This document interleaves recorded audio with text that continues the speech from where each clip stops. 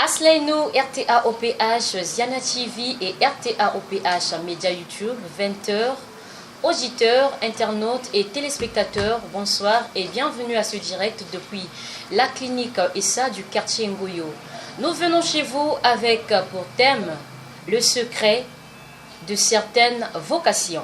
Notre invité Charles Mikungi Lundu est déjà présent dans ce beau décor. Bonsoir et bienvenue. Madame la journaliste, bonsoir. Chers auditeurs, chers téléspectateurs, soyez bénis. En tout cas, en vous saluant ce soir pour cette émission qui suscite maintenant de votre part une grande considération. Merci d'ailleurs, et la grâce de Dieu nous suffit.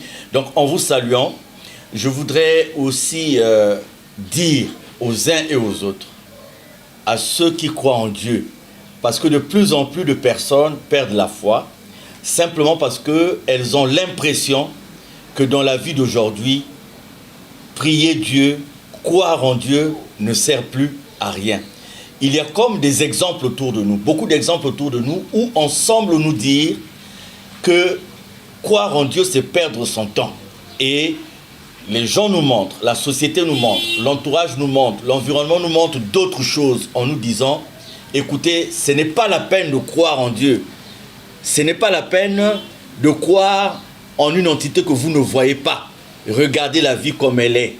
Prenez la vie comme elle se présente. Allez à gauche, allez à droite. Et ce qui fait que par rapport à tout ça, il y a beaucoup qui perdent la foi. Par rapport à tout ça, il y a beaucoup qui se disent à quoi bon prier, parce que depuis que je prie, je n'ai pas de résultat. Depuis que je prie, je n'ai pas ceci. Et quelque part, les gens se disent, mais tous ceux qui sont autour de moi qui ne prient pas ont une belle vie. C'est l'impression qu'on a.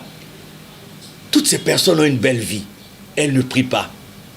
Elles ne respectent pas le prochain. Elles ne font pas cet effort de mettre en pratique l'amour de Dieu. Mais pourtant, allez voir, elles vivent bien, elles se portent bien, elles sont dans l'aisance matérielle, financière.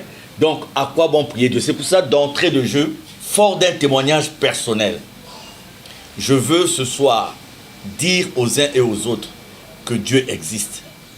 Que Dieu est le créateur, le gouverneur de l'humanité, de toutes choses.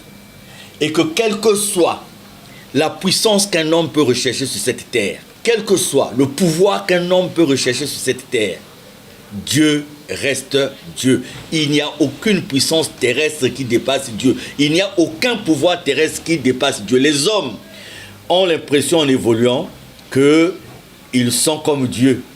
Certains ont même pris la place de Dieu par rapport aux autres, parce qu'ils disent qu'ils peuvent décider sur la vie des uns, sur la vie des autres. Alors je vous dis d'entrée de jeu, Dieu existe, il est là. C'est vrai que l'intimité avec Dieu ne ressemble pas à ce qu'on aurait pu conclure avec un féticheur, avec un magicien, avec un guérisseur, mais Dieu reste Dieu. Merci beaucoup, Charles Mikungi Lundu. Avant tout, les médias parlent actuellement d'un scandale au Kenya impliquant un pasteur et nombreux fidèles qui seraient morts. Votre commentaire par rapport à cet incident? Ah oui, nous avons suivi dans les médias, d'ailleurs, toute cette semaine, beaucoup de médias ont relayé ces faits très déplorables. On dirait un scandale de plus. On n'est pas là pour juger, mais quand même, ce sont des faits qui interpellent. Dès lors qu'il y a mort d'hommes, dès lors qu'il y a des gens qui perdent leur vie, il faut se poser la question de savoir si ce qui s'y faisait relevait véritablement de Dieu. Mais c'est un scandale de plus, un scandale de plus dans l'église d'aujourd'hui. L'église qui dit parler au nom de Dieu, mais nous assistons à un certain nombre de scandales. Par exemple, là, on parle d'un certain pasteur qui demande à ses adeptes de jeûner afin de gagner l'intimité avec Christ à travers le jeûne. Et cela a conduit beaucoup de ses adeptes à perdre la vie. On a même montré certains qui sont dans un état très critique. Bon, c'est un scandale de plus. Et c'est la raison pour laquelle nous allons dans des thèmes qui nous interpellent. Des thèmes qui doivent nous dire que quelque part, nous avons peut-être pris le nom de Dieu pour cacher d'autres intérêts. Que quelque part, peut-être nous avons pris le nom de Dieu, mais en réalité, ce qui nous motive, ce sont nos propres intérêts. Et la question est à son sens, dans la mesure où le thème de cette émission, ce sont les secrets de vocation. Quel est le secret, ou quel était le secret de la vocation de ce pasteur-là? Était-il réellement un appelé du Christ? Parce que ce qui se passe, le Christ a eu avec lui les disciples pendant qu'il était ici sur cette terre. Mais en aucun moment, on a entendu que ses disciples jeûnaient pour mourir. En aucun moment, on est allé déterrer des cadavres qui seraient morts du fait que Jésus leur avait demandé de jeûner. Donc aujourd'hui, je dirais que l'exemple, le modèle, c'est Jésus. Ressembler à Jésus, répondre à Jésus, faire comme Jésus. Ce sont ces similitudes-là aujourd'hui qui déterminent ce qui est de Dieu et ce qui n'est pas de Dieu. La Bible nous dit concernant Dieu, au commencement était la parole s'est faite chair et elle a habité parmi les hommes. Peut-on parler ici de l'histoire de Dieu en termes de génération? Je dirais oui. Oui, pourquoi madame la journaliste? Parce que bien que la Bible nous dit que ce qui a été sera, et que ce qui sera a été, il faudrait cependant éviter l'amalgame. Il y a des choses qui ont été faites qui se font actuellement d'une autre façon. Pas selon la volonté des hommes, mais selon la volonté de Dieu. Regardez, on peut aller dans 4 générations en ce qui concerne l'histoire de Dieu avec son peuple. Il y a la génération des patriarches, les Noé, les Moïse. Et madame la journaliste, vous allez voir qu'au cours de toutes ces générations, l'appel de Dieu est clair. L'appel de Dieu est précis. Ceux qui se lèvent sincèrement pour parler de Dieu, les témoignages sont là. Et on dirait même en d'autres termes, les supports sont là. Quand Moïse reçoit la mission de Dieu, Moïse est réellement en contact avec Dieu. Et tout au long de la traversée du désert, les enfants d'Israël vivent la présence de Dieu à travers les manifestations. Quand Pharaon et ses armées, ses chars sont engloutis dans l'eau, eh bien, les manifestations de l'Éternel sont là. Quand Dieu fait accompagner les enfants d'Israël par les cailles et la manne, les manifestations sont là. Quand Moïse, entre guillemets selon les hommes, s'éternise là où il était allé prendre l'étape de la loi, ce qui se fait en son absence, c'est quoi? C'est la volonté des hommes et nous avons le veau d'or. Mais quand Moïse revient, on a la main de Dieu. Quand on va à Noé, on a la main de Dieu. Donc il y a eu cette génération de patriarches. Et si on repart à Adam, on dit, voilà comment Dieu travaille 6 jours, voilà le jour de repos, voilà comment il crée. Donc la présence de Dieu. Donc au commencement, il y a 2 générations en fait, par lesquelles Dieu intervient de par sa parole. On pourrait même dire quelque part de par sa présence. Au commencement était la parole. Dieu dit, Dieu dit, Dieu dit. Et puis cette parole nous montre comme cette délégation d'une partie des missions de Dieu à travers ce qu'on peut appeler aujourd'hui les patriarches. On peut parler d'Adam, on peut parler d'Ève, on peut parler de Caïn, on peut parler d'Abel, on peut parler de Noé, on peut parler de Moïse, on peut parler de Josué. C'est cette génération-là qui, on peut dire, qui connaît aussi quelque part Israël qui demande un roi. Et le royaume d'Israël est établi jusqu'au schisme pour avoir d'un côté le royaume d'Israël et de l'autre côté le royaume de Juda. On peut parler aussi des juges qui arrivent jusqu'à certains moments parce que la 2e génération, c'est la génération des prophètes. C'est-à-dire c'est la génération prophétique. C'est-à-dire nous verrons que en ce qui concerne les patriarches, on a la présence de Dieu, on a l'intervention de Dieu et on a une 2e génération, la génération prophétique, où Dieu va utiliser des hommes, des semblables, et Dieu va parler à travers eux. Donc, c'est la génération des prophètes. Et nous connaissons les Osée et tous les autres. Et même là, personne ne s'improvisait prophète. Quand vous voyez la lignée des prophètes, vous voyez que la Bible établit de façon claire à quel moment ils ont reçu la mission et en quoi consistait leur mission. Voyez, vous avez l'exemple de celui-là qui voit l'immensité, la gravité de la mission. et il dit, ah non, non, non, non, non, je ne vais pas arriver là où on m'envoie. Et il se retrouve dans le ventre d'un poisson. Vous savez de qui je parle. Donc là, Jonas. Donc là, dans tous ces témoignages, nous avons la présence. J'insiste sur ça parce que quand nous allons aborder les temps actuels, nous allons comprendre que certaines vocations sont parfois du théâtre. Je ne juge pas, mais certaines vocations sont de l'arnaque, de la manipulation même à un niveau donné. Donc vous avez, j'ai parlé de la génération des patriarches et j'ai parlé de la génération des prophètes. Et Dieu dit quelque part que malgré le fait d'avoir utilisé sa parole pour parler aux patriarches, malgré le fait d'avoir utilisé les prophètes sont intervenus dans des moments délicats, dans des moments difficiles. Et la vie de beaucoup de prophètes était mise en jeu parce que les hommes ne voulaient pas de la vérité. Parce que Dieu, vérité, cette vérité était traduite et transmise à travers les prophètes et elle ne recueillait pas toujours l'assentiment des hommes de la terre qui, bien que voulant s'exprimer au nom de Dieu ou prétendant s'exprimer au nom de Dieu, se cachent toujours derrière leurs intérêts personnels. Et donc Dieu dit qu'il a tant aimé le monde qu'il a envoyé son Fils unique vivre parmi nous. Et ce qui, en d'autres termes, traduit ce qu'il dit au commencement était la parole. Puis la parole s'est faite chair par l'entremise de Jésus. Donc c'est la génération messianique. Nous avons eu la génération des patriarches, celle des prophètes, et la génération messianique où nous avons Dieu parmi nous, Emmanuel, Dieu avec nous, où nous avons Jésus. Et donc là, on n'utilise plus les prophètes. Dieu parle directement aux hommes de la terre. Dieu rentre dans le temple devant les pharisiens. Il dit ce qui a été écrit. Vous avez maintenant la réalisation de ce qui a été écrit à travers ma présence. Et la génération, là aussi, ce qu'on avait fait aux prophètes, on va le faire à Jésus, jusqu'à ce le crucifier à Golgotha. Maintenant, il y a une quatrième génération que les gens ignorent.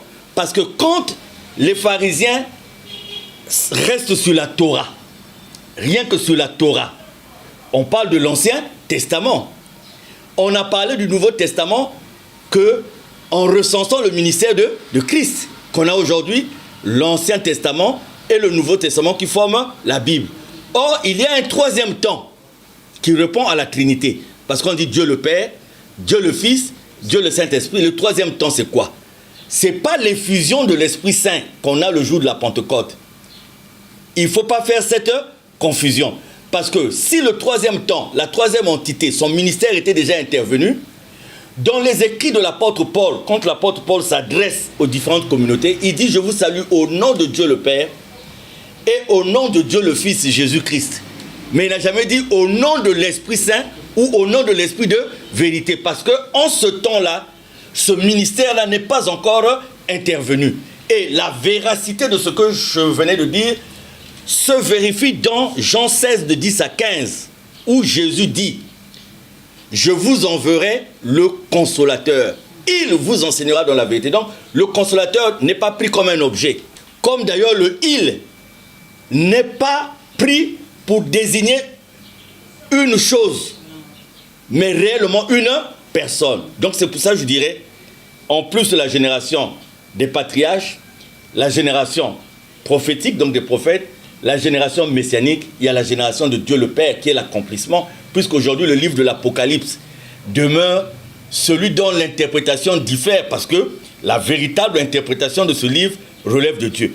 Pourquoi j'ai insisté sur ces générations? Parce que vous verrez que même pendant les temps messianiques, personne ne pouvait se lever pour se réclamer de Dieu. Même dans les actes des apôtres, nous avons suivi l'action des apôtres. Et même l'apôtre Paul, Saul de Tarse, qui combattait les disciples, quand il arrive à connaître Dieu, eh bien, il y a la manifestation, il y a la preuve. Donc, c'est dire qu'aujourd'hui, quelqu'un ne peut pas aller sur une montagne après avoir cueilli les safous. Il a mangé les safous, il dit qu'il a reçu une vocation. Quelqu'un ne peut pas aller sous l'eau après avoir été initié à je ne sais quoi. Il va se lever pour dire j'ai une vocation. Quelqu'un ne peut pas aller se faire des scarifications quelque part à l'Efoutou, département de la Likoumou, au Congo-Brazzaville, revenir parce qu'il est capable de faire 2 gestes, parce qu'il est capable d'épater à travers 3 ou 4 vents des miracles, pour dire qu'il a reçu une vocation. Là, dans ces générations, tous ceux qui ont prétendu parler au nom de Dieu à tort, ça a été démontré. Parce que la présence de Dieu se vivait. Et se vivait à travers beaucoup de choses. Pacha, comment peut-on reconnaître la véracité de l'appel de Dieu par rapport aux différentes générations que vous venez de citer tout à l'heure? Il y a les similitudes. C'est-à-dire que nous avons vu que les hommes de Dieu cités dans la Bible, quand on vient vers les fils de Jessé, parce qu'il fallait choisir un remplaçant au roi d'Israël, les gens arrivent, ils ont pensé à quoi? Ils ont pensé, parmi les fils de Jessé, de chercher celui qui était robuste. Les gens ont vu, parlant d'un roi, ils ont pensé à quelqu'un qui avait une ossature de roi. Alors qu'il y avait un qui était là frêle, physiquement négligeable. C'était David. C'est sur lui que s'était porté le choix de Dieu. Et quand vous lisez l'Ancien Testament, vous verrez que tous ceux qui ont été chargés d'une mission de Dieu, il y a un support. Il y a un témoignage. Il y a une preuve. Et Dieu se manifeste pleinement. Pas seulement dans le bon sens, parce que quand la personne qui reçoit la mission a tendance à dévier de la mission, il y a Dieu qui intervient. Vous voyez Moïse. Moïse, après tout le travail qu'il avait fait, et il arrive au point où, eh bien, pour répondre à la volonté des hommes, mais Dieu avait quelque part oublié, entre guillemets, tout ce qu'il avait fait. Donc, c'est pas comme aujourd'hui, dans les vocations d'aujourd'hui, on a l'impression qu'on n'a que des gens qui vivent le bonheur. Il n'y a pas la souffrance dans la vie des vocations d'aujourd'hui. Il n'y a pas aussi le châtiment de Dieu. Quand bien même les hommes que nous sommes, nous pouvons commettre, nous pouvons faire ce qui est contraire à Dieu, eh bien, il y a une vocation qui est stable, qui ne change pas, malgré nos comportements, malgré les actes que nous posons. Et quelque part, il est dit aussi, Dieu dit, il pourra arriver des moments où vous verrez quelqu'un capable de déplacer une montagne. Il vous dira qu'il a déplacé cette montagne en mon nom. Mais en réalité, ce n'est pas au nom de Dieu. Donc, voyez, Madame la Juge, ce que nous disons, si nous prenons dans 2 Timothée 4, verset 3, si vous me permettez, Dieu dit ceci, car il viendra un temps où les hommes ne supporteront pas la saine doctrine, mais ayant la démangeaison d'entendre des choses agréables, ils se donneront une foule de docteurs selon leur propre désir. Une foule de docteurs selon leur propre désir. Première façon de reconnaître ce qui est à Dieu et ce qui n'est pas à Dieu. Dans 1 Jean 2, au verset 18, Dieu nous dit encore, petits enfants, c'est la dernière heure. Et comme vous avez appris qu'un autre Christ vient, il y a maintenant plusieurs antéchrists. Comme vous avez appris qu'un autre Christ vient, il y a plusieurs antéchrists. Et par là, nous connaissons que c'est la dernière heure. Donc, ce que nous disons là, ce n'est pas une fabrication à nous. C'est Dieu qui prévient. Donc, l'appel de Dieu, aujourd'hui, par exemple, doit s'accompagner de similitudes. Moïse a été appelé. Nous avons vu ceci, nous avons vu cela. Noé, nous avons vu ceci, nous avons... Osée, Ésaïe, Jérémie, Esther, tout. Nous avons vu ceci, cela. Et même dans le Nouveau Testament, au temps messianique, nous voyons Jésus lui-même qui appelle les disciples. Mais après, Paul, nous voyons le grand témoignage de Saul de Tarse sur la route de Damas. Et c'est vérifié quand il va chez Ananias, c'est vérifié quand il va chez Corneille. Donc il faut avoir ça à cœur, que ce qui est de Dieu est de Dieu. Et ça se reconnaît qu'on ne peut pas comme ça, de façon unilatérale, se proclamer de Dieu si on n'a pas réellement reçu cette vocation de Dieu. Quels sont les signes qui démontrent à suffisance que tel bishop ou tel prophète parle réellement au nom de Dieu? Papa Charles. Je vais vous lire ce que la Bible dit, parlons des prophètes, de ceux qui ont reçu la mission de Dieu. Je vais lire pour que nous puissions faire un commentaire. Les prophètes de la Bible, suivez-moi très bien, chers auditeurs, chers téléspectateurs, les prophètes de la Bible étaient suscités par Dieu. Et sa parole était en eux. Donc, quand je vais lire, nous allons facilement reconnaître quels sont les signes qui permettent de croire que telle personne parle au nom de Dieu et que telle personne est de Dieu. Les prophètes de la Bible étaient suscités par Dieu. Donc, pas par les hommes. Aujourd'hui, il y a des nominations qui se font même dans l'Église parce qu'il y a des entités extérieures à l'Église qui veulent contrôler une Église et qui font tout pour nommer dans cette Église des gens qu'elles peuvent contrôler. Ça, ce sont des gens qui sont suscités par des hommes, mais qui ne sont pas suscités par Dieu. Et sa parole était en eux.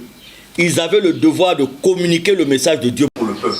Ils avaient le devoir de communiquer. Donc quand vous voyez un homme de Dieu qui n'a pas peur de dire la vérité, qui n'a pas peur de dénoncer ce qui est faux, parce qu'il veut communiquer le message de Dieu, le message d'amour, le message de paix, ça c'est déjà un signe. Il n'y a pas de promesse de salaire ou de bonheur. Dans les prophètes, on dit il n'y avait pas de promesse de salaire ou de bonheur. On peut parler que des prophètes, mais cela s'est vérifié au temps de Paul. Bien qu'on dise que ceux qui proclament l'écriture doivent vivre par rapport à ça. Mais Paul nous a démontré que nous ne sommes pas venus chez vous pour vivre à votre dépens. Donc l'un des signes aussi, c'est le fait qu'il n'y a pas de promesse de salaire ou de bonheur aujourd'hui. Madame la journaliste, vous savez combien d'hommes de Dieu courent derrière le luxe, courent derrière les orgies et veulent faire croire aux gens la bonne vie. La bonne vie. On prêche plus la souffrance, hein? C'est la prospérité. Les visas, sauf pour vous qui êtes déjà en France, les mariages et tout, les voyages. Le ministère est difficile. Faites la comparaison entre la vie des prophètes à l'époque, la vie des disciples dans les actes des apôtres, la vie de Paul par exemple. Regardez la souffrance, regardez la haine, les persécutions, les tribulations, comparé à ceux qui se proclament prophètes aujourd'hui, qui courent de bureau en bureau, des services en services, qui se font des conseils spirituels de gens qui ont de l'argent. Et quand ils sont conseillers spirituels de gens qui ont de l'argent, ils n'ont pas l'honnêteté de leur dire vivez selon ce que Dieu vous demande de vivre. Donc, ce sont des hommes appelés de Dieu, je l'ai dit. Ils portent les paroles de Dieu, les prédicateurs. Ils ne sont pas idolâtres. Parce que nous allons venir à ce point. Ils ne sont pas idolâtres. C'est-à-dire c'est des gens qui croient en Dieu, rien qu'en Dieu. Comme il est dit dans Exode, dans le Décalogue, tu n'auras pas d'autre Dieu devant moi, devant ma face. Ils ne sont pas idolâtres. Nous allons voir aujourd'hui que, malheureusement, il y a des prétendus hommes de Dieu qui tiennent leur notoriété de certaines pratiques terrestres, qui tiennent leur notoriété de certaines pratiques mystiques. Donc, des hommes de courage, ce sont des hommes de courage. Les prophètes, devant tant d'animosité, de haine des gens, n'hésitaient jamais à se lever tant qu'ils n'étaient pas convaincus, qu'ils n'avaient pas délivré de la façon qu'il faut le message de Dieu. Les prophètes apparaissaient toujours dans des moments de crise, ce qui accentuait leur manque de popularité. C'est-à-dire que le prophète, c'est quelqu'un qui n'a pas besoin qu'il soit populaire, qu'il soit aimé des hommes. Ce qui compte pour lui, c'est qu'il soit aimé de Dieu. Qu'il soit aimé de Dieu. Et faire passer aussi le message au peuple. Voilà, j'ai un ami, on aura peut-être l'occasion de l'inviter une fois de plus, puisqu'il a été invité à plusieurs reprises au cours de cette émission, le fou de Branham. Je l'ai encore aperçu avant-hier. C'est un monsieur, c'est sa façon de vivre.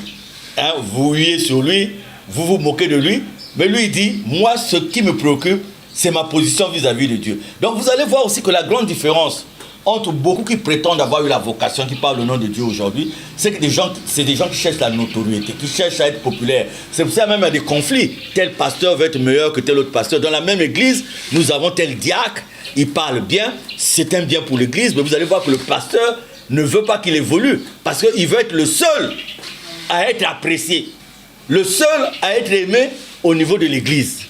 On nous dit, c'est des hommes de l'esprit. Jamais ils ne faisaient des choses sans contrôle. Ça, je n'aimerais pas trop commenter, mais les auditeurs, les téléspectateurs nous suivent, peuvent savoir de quoi je parle, des hommes de solitude.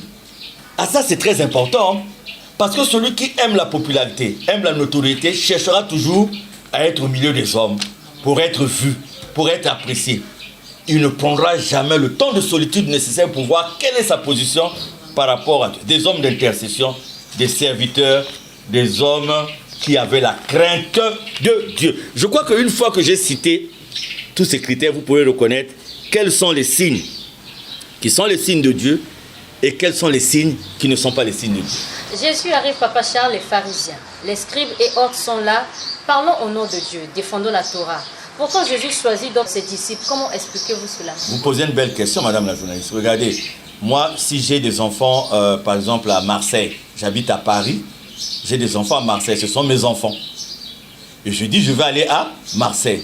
Forcément, lorsque je vais arriver à Marseille, les premières personnes que je vais contacter, ce sont mes enfants, parce que ce sont mes enfants. Mais imaginez que j'ai des enfants à Marseille, je vais arriver à Marseille, je vais me mettre à aller chercher des gens à la gare de Marseille-Saint-Charles ou à la Canebière. Je vais aller là-bas pour dire, bon, moi je voudrais que vous soyez un de mes fils. Moi je voudrais vous adopter. Alors qu'il a des enfants. Jésus arrive, il y a des gens qui proclament, qui disent qu'ils ont la maîtrise de la parole de Dieu, qui gèrent dans les synagogues, qui dirigent dans les temples. Ils sont là. Donc Jésus en venant, c'est vice-versa. Il devrait les reconnaître comme étant ses enfants. Et ces enfants-là ne devraient pas aussi hésiter à reconnaître leur père. Parce que les Écritures montrent comment il faut le reconnaître. Mais vous avez vu que Jésus a été en face des pharisiens. Et les pharisiens avaient en face de Dieu. C'est-à-dire des gens... J'insiste sur ce fait. Parce qu'aujourd'hui, il y a des gens qui nous font croire que le fait de connaître du premier verset de la Bible au dernier verset de la Bible, on a Dieu avec soi. Mais les pharisiens avaient la maîtrise de tout ce qui était lié à l'exercice de la foi à l'époque. La Torah, avec le Pentateuque, donc les 5 premiers livres. Les aspects extérieurs. Il ne faut pas faire ceci le dimanche. Il faut pas, c'est pour ça que quand Jésus même guérit le malade hydropique le jour de dimanche, c'est un problème. Quand Jésus se met à leur faire la leçon que si votre enfant ou votre bœuf tombait dans un puits le jour de dimanche, vous le laisserez là. Donc ils avaient le respect de tout ça. Mais le Dieu qui a donné cette parole, qui a inspiré cette parole, est en face d'eux. Ils ne le reconnaissent pas. Combien de gens aujourd'hui ne sont-ils pas comme des pharisiens qui nous disent qu'ils ont la maîtrise de la parole de Dieu, qui nous présentent les aspects extérieurs de ce qui doit répondre à Dieu. Mais ils ont Dieu en face d'eux, ils ne reconnaissent pas Dieu, comme ces pharisiens-là. Donc Jésus arrive, il va prendre les fils de Zébédée, il va même chez Lévi, le percepteur d'impôts, qui était craint parce qu'un percepteur d'impôts, c'était un pécheur, mais Jésus va manger là-bas. C'est là où la célèbre affirmation de Jésus qui dit, ce qui souille, ce n'est pas ce qui rentre dans la bouche, mais c'est ce qui sort de la bouche. Donc, il y a la sémence naturelle et il y a la sémence de l'esprit. Et donc, Jésus avait ces enfants-là selon la sémence de l'esprit. Merci Papa Charles. Les disciples sont la charge par le Christ d'aller répandre la bonne nouvelle. Pourtant, Jésus fait le choix de Paul. Comment expliquez-vous? Ah oui, c'est-à-dire que ceux qui lisent l'histoire de la Bible peuvent être tentés de se dire, mais écoutez, Jésus, il évolue avec les disciples. Il y en a un, c'est vrai, qui se perd. Il fallait que les Écritures aussi se réalisent, donc Judas. Mais les autres restent. Ils vivent tout le ministère de Jésus. Et normalement, quand Jésus dit « allez dans le monde entier, allez répandre la bonne nouvelle », on se dit, ils sont nantis de tout ce qu'il faut pour y aller. Maintenant, il va susciter celui qui de nos jours apparaît comme celui qui a réellement mis en pratique et fait comprendre, surtout au niveau des païens, des non-circoncis, la parole de Dieu, c'est-à-dire Paul. Paul, pendant que les disciples sont là, il les persécute. Et donc, c'est même l'occasion d'un conflit au départ où les gens ne comprennent pas que Dieu puisse y jeter son dévolu sur quelqu'un qui passait son temps à persécuter les disciples. Mais c'est ça, justement. On est appelé, non pas par ce qu'on est, mais on est appelé par la grâce de Dieu. On est appelé à Dieu par la grâce de Dieu. C'est l'erreur que beaucoup de gens commettent. C'est pour cela qu'il y a un désintéressement de départ que chacun de nous doit avoir par rapport à Dieu. Ne pas lier son service auprès de Dieu à la satisfaction de tel intérêt ou pour être plus que telle personne ou plus que telle autre personne. Nous sommes tous des serviteurs inutiles. Et la grâce de Dieu nous prend pour nous mettre là où Dieu veut que nous soyons. Vous voyez qu'il a appelé les disciples pendant qu'il vit avec les disciples. Vous savez comment il a appelé les fils de Zébédée, comment il a appelé Matthieu. Et voilà que tout le monde sait, par l'ascension, là où se trouve Jésus, après l'épreuve de sa résurrection, que ce soit sur la route d'Emmaüs, que ce soit ailleurs. Mais l'appel de Paul est différent dans le sens où c'est le cœur de Paul qui est touché. Et c'est très important. Aujourd'hui, Madame la journaliste, nous avons la Bible, même si elle est en Kikongo, parce qu'elle a été traduite en plusieurs langues, mais une maman qui ne sait pas lire. Comment la parole de Dieu doit être gravée dans son cœur? Je vous dis parfois, il y a des gens qui ne savent pas lire, mais qui maîtrisent la parole de Dieu, parce que la prière qu'elles font, c'est demander à Dieu de graver cette parole dans leur cœur. Par contre, ceux qui lisent avec intellect, en voulant mettre leur intelligence devant, souvent ils déforment la quintessence même de la parole de Dieu. Merci Papa Charles. Question de souffler un tout petit peu. Nous allons faire tour du côté de la régie et revenir juste après.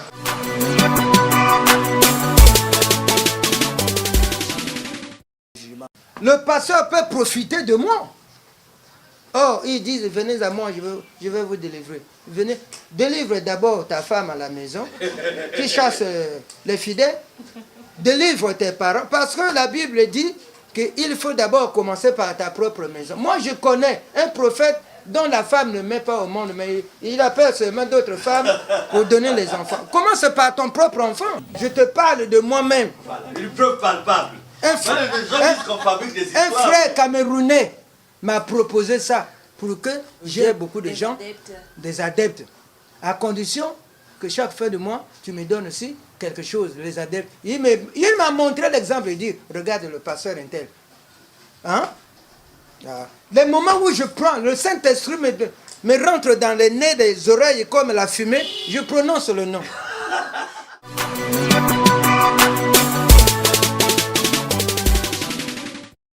Merci la régie, nous étions là avec le pasteur Dounyama lors de son passage sur le plateau de Aslaenou il y a quelques mois. Charles Mikungi Lungu, il a été pour nous nécessaire de rediffuser cet élément par rapport à la thématique de ce soir, les secrets de certaines vocations. Alors, qu'est-ce qui vous a motivé de faire le choix de ce thème? Madame la journaliste, il y a quelques années, j'étais allé en Afrique de l'Ouest parce que j'ai quelques activités en Afrique de l'Ouest. Et je ne cite pas le pays, mais les amis qui m'ont reçu m'ont conduit à visiter un site historique. Et nous sommes arrivés là-bas, nous avons été mis en contact, en tout cas d'un grand mystique. Un grand mystique. Il nous a reçus et il s'est mis à nous demander qu'est-ce que vous faites. Je dis voilà, vous priez, voilà. Mais je peux vous proposer telle chose qui pourront vous conduire à dominer, à mieux maîtriser les gens, à avoir beaucoup de gens dans votre église et tout. Et je vais te conduire à lui dire que non, quand on fait ce qui est de Dieu, on attend tout de Dieu. La force, on attend de Dieu. L'éclairage, on l'attend de Dieu. L'inspiration, on l'attend de Dieu. Il m'a dit, il a sorti un album. Il m'a dit, regardez les photos, vous êtes de quel pays? De tel pays, regardez les photos là. C'est des gens que je suis. C'est des gens qui viennent chez moi, à qui je donne la pierre de faire ceci, à qui je donne le pouvoir de faire cela. Ils sont là. J'étais choqué, madame la journaliste, parce que j'ai reconnu certaines personnes. Je suis rentré, je me suis dit, bon, écoutez, ce qui est de Dieu, on ne va pas prendre la place de Dieu. Nous, on continue à exhorter, à sensibiliser selon ce que Dieu nous dit. Eh bien, le reste, on évolue. Quelque part dans la Bible, il est dit qu'arrivera un moment où Dieu lui-même enlèvera les mauvaises herbes. Maintenant, ce qui m'a vraiment motivé, vous avez suivi le pasteur Dounyama, Dieu merci, notre ami et cher ami pasteur. Vous savez, les hommes qui prêchent la vérité dans la vie, c'est toujours difficile. Donc, il a traversé entre-temps des moments difficiles sur le plan de la santé, mais il est là par la grâce de Dieu. Et je l'ai eu au téléphone, je crois, avant-hier, le pasteur Dounyama. Le pasteur Dounyama a parlé de quelqu'un qui s'est rapproché de lui dans le même sens. Et moi, donc il y a quelqu'un que j'ai au téléphone qui insiste pour me voir, qui dit qu'il a un message urgent à me passer. Je finis par le rencontrer et il me dit, vous allez être encore riche. Plus riche que vous êtes. Je dis, je ne suis pas riche. Il dit, vous allez être riche parce que regardez, vous avez le peuple que vous avez dit. Ce n'est pas mon peuple, c'est le peuple de Dieu. Il dit, non, je peux vous aider à être encore plus fort. Je dis, mais je n'ai pas besoin d'être fort. J'ai besoin que Dieu soit fort. Et qu'il soit fort en moi, et qu'il soit fort en tous ceux qui croient en lui. Il me dit, non, vous savez, moi je peux vous faire ça. Parce que je l'ai fait à telle personne, parce que je l'ai fait à telle autre personne. Nous ne parlons pas en l'air, ou nous n'amusons pas la galerie.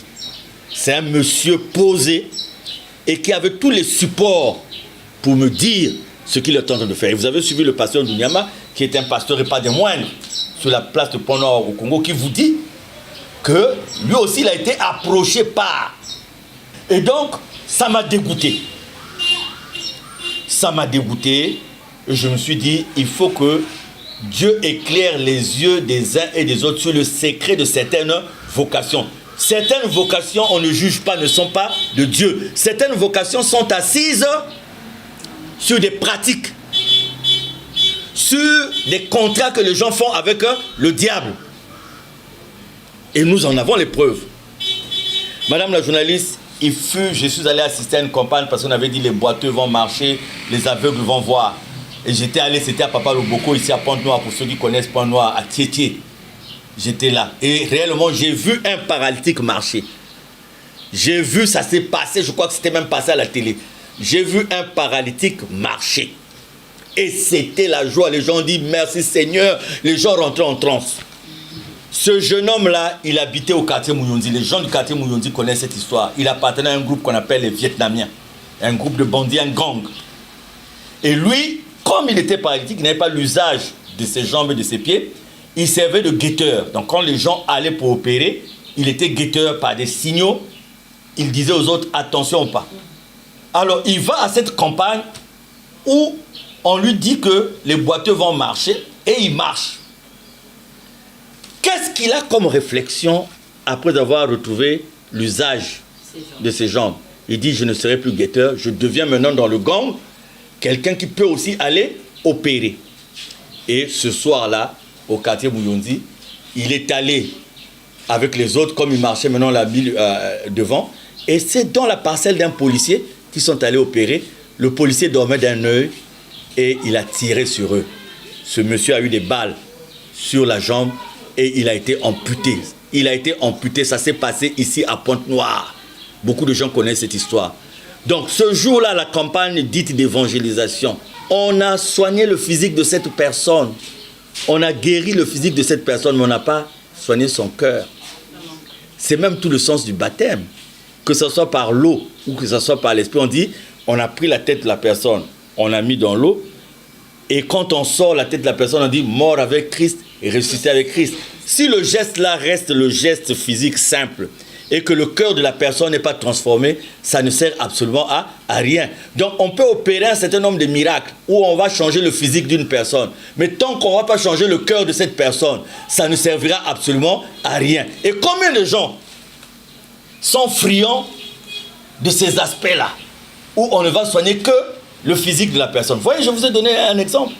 Un deuxième exemple d'une femme qui est en relation, pleine de relations d'adultère. Elle se met à jeûner pour que ce mari chasse sa femme et qu'il prenne la place. Elle implore Dieu. Parce que le pasteur lui a dit, va jeûner et ça va aller. Le pasteur ne lui dit pas, ce que tu fais est mauvais parce que tu vas détruire un foyer. Mais le pasteur lui dit, mets-toi en jeûne, nous mettons ça en prière. Parce que l'argent qui est donné par ce monsieur, la dame donne au pasteur. Et le pasteur dit, nous allons prier pour toi, mets-toi en jeûne. Donc, voyez, madame la journaliste, c'est très compliqué, mais il fallait, ça m'a dégoûté, tout ça m'a dégoûté. Je me suis dit, il faut qu'on en parle, il faut qu'on se le dise, les gens le savent. Ce que je dis là, beaucoup de gens savent qu'il y a des gens qui font leur pratique.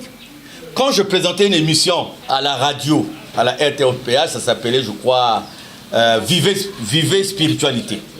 J'ai présenté une émission dans les années passées, Vivez Spiritualité, donc où les gens venaient parler de leur histoire et les autres au téléphone réagissaient, soit pour donner un conseil et tout. Et donc j'ai reçu un groupe de jeunes gens qui sont venus me voir, ils ont dit, Papa Charles, nous on est venus trahir. Vous êtes venus trahir, qu'est-ce qui se passe? Non, nous travaillons avec le pasteur Intel. Donc c'est nous qui sommes là en train de faire des scripts, on crée des choses, le miracle au téléphone, tout ça c'est nous. Et ils m'ont pris des vidéos, ils m'ont montré des vidéos. Ils m'ont dit, mais sauf que depuis un temps, il ne nous a pas payé. Il ne veut pas nous payer et nous on a décidé de le trahir. J'avais refusé de faire passer. Je les avais enregistrés. J'ai gardé le film jusqu'à présent, mais j'avais refusé de les faire passer à l'émission.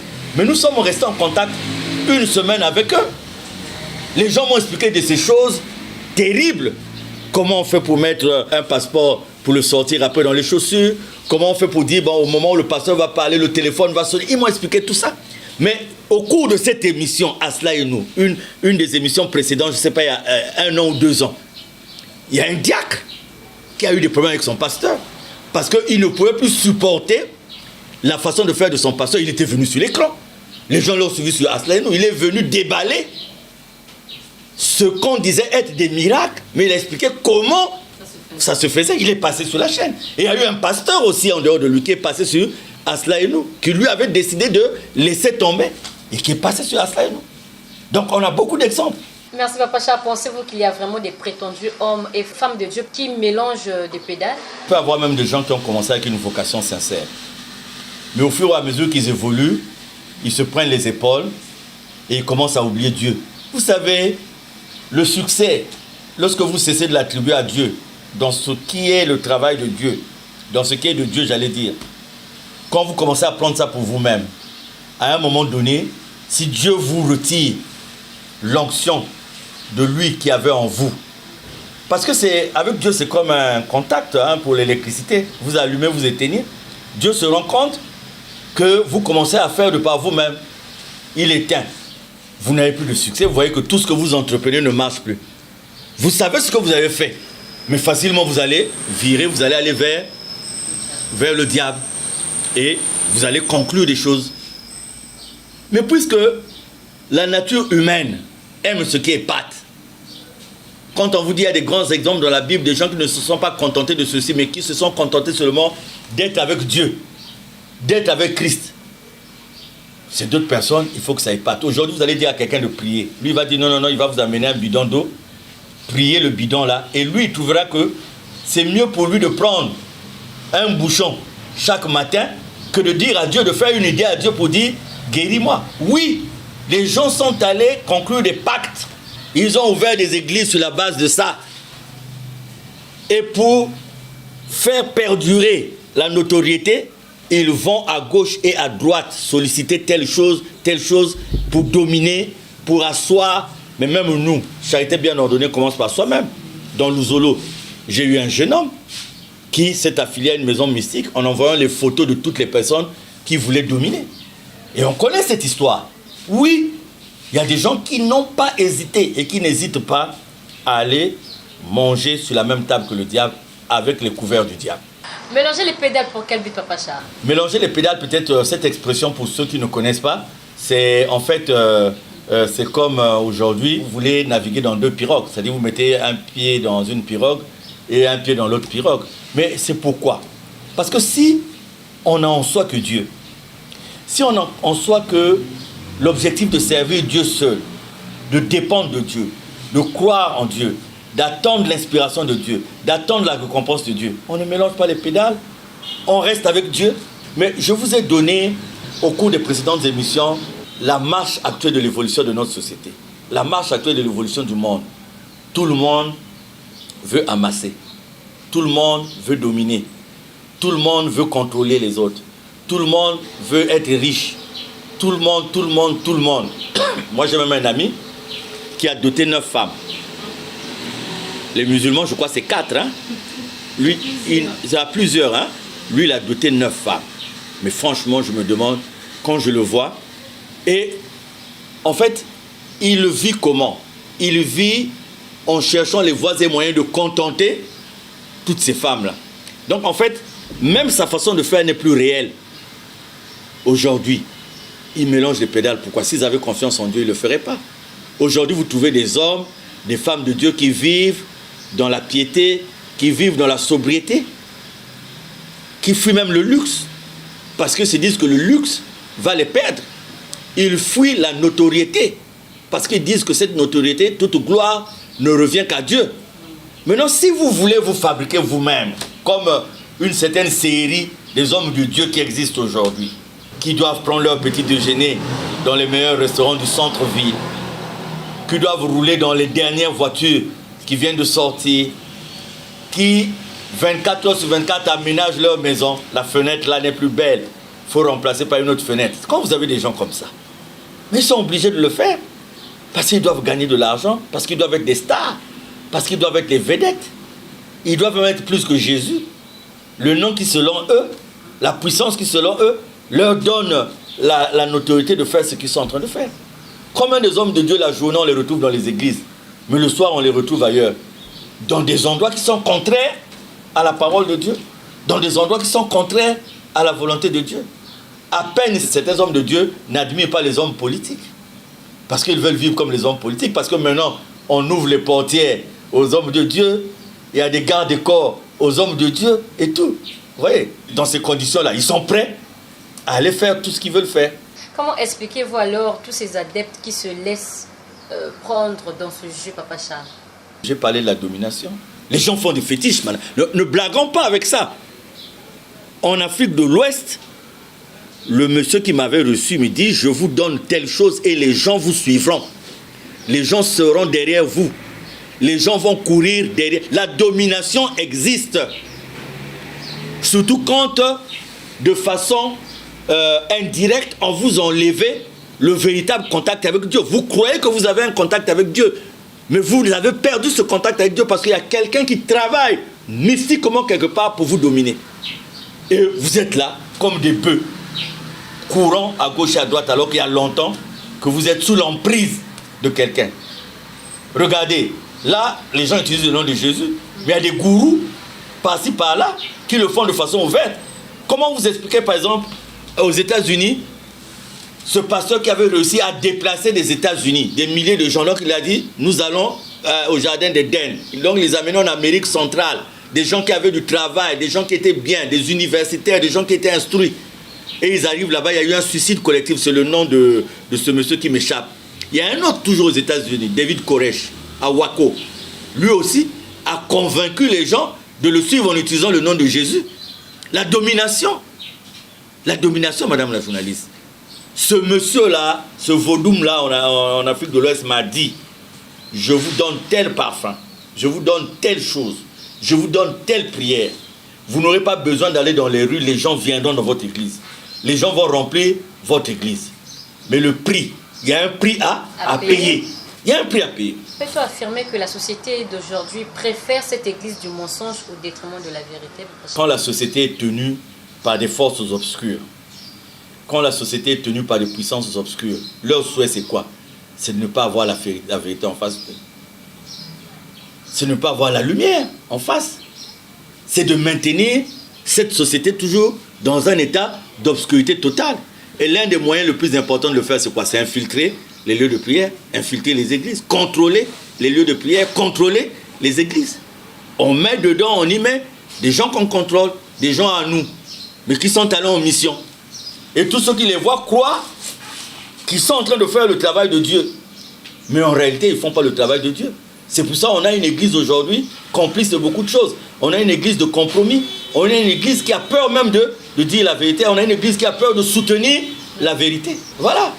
Donc, c'est un monde qui aime le mensonge, qui préfère le mensonge, qui préfère l'hypocrisie et qui soutient tous ceux qui peuvent aller dans le sens du mensonge, tous ceux qui peuvent aller dans le sens de l'hypocrisie. Comment doit-on faire pour vivre selon la vocation de l'Éternel, Papa Charles? C'est d'abord croire en Dieu et croire que ce que l'on fait de lui. Et quand on est à ce stade-là, on remet tout entre ses mains. Vous savez, au début de cette émission, j'ai dit aux gens qu'il y a beaucoup qui perdent la foi. Parce que le poids de la société est tel qu'on dit, mais ton Dieu là ne sert absolument à rien. Pourquoi tu pries? Pourquoi tu ne viens pas chez nous faire en 2 temps, 2 gestes, telle chose? Voilà ce que je suis devenu. Je suis devenu parce que je suis allé contracter telle chose. Je suis devenu ce que je suis parce que j'ai fait tel pacte. Je suis ce que je suis parce que... Je vous ai parlé par exemple des pratiques, de certaines pratiques.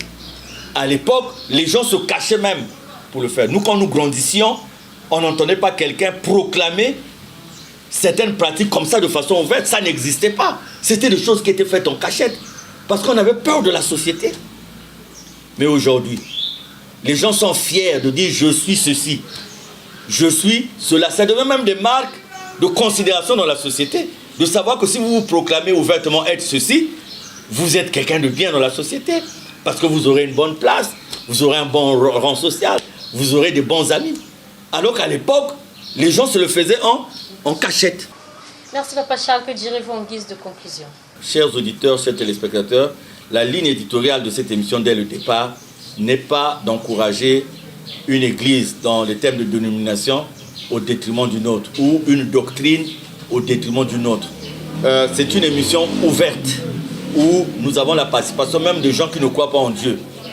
Et à travers les thèmes que nous échangeons ici, nous voulons les amener par la grâce de Dieu à connaître Dieu, à savoir que, parce que beaucoup fuient l'église, fuient les lieux de prière, simplement parce qu'ils se disent que à ce niveau-là, il y a beaucoup d'hypocrisie, parce qu'ils nous voient vivre dans les quartiers, ils nous voient vivre là où nous travaillons.